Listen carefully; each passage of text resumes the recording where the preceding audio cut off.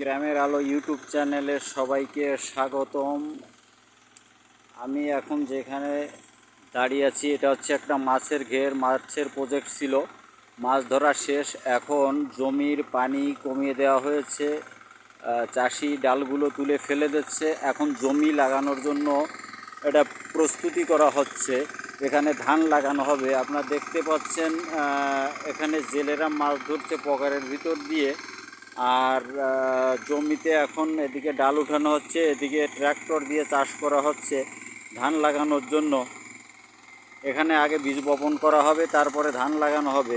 আমি যদি একবার পুরো গেটটা দেখাতে চাই, পুরো প্রজেক্টটা আপনাদের দেখাতে চাই, তাহলে আপনারা দেখবেন এখান থেকে জমি চাষ করা হয়ে গেছে। একই জমিতে মাছের চাষ প্লাস ধানের চাষ আবার দুই প্রকার। প্রথমে পাতো দিতে হবে, অর্থাৎ ধানের চারা লাগাতে হবে। 1 মাস বয়স হয়ে গেলে এই চারাটা তুলে ফেলতে হবে।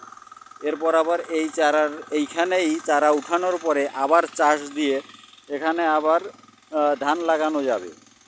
অর্থাৎ একই জমিতে কিভাবে একাধিক ফসল ফলানো যায় তারই একটা দৃষ্টান্ত আপনারা এই ভিডিওর থেকে পেয়ে যাবেন।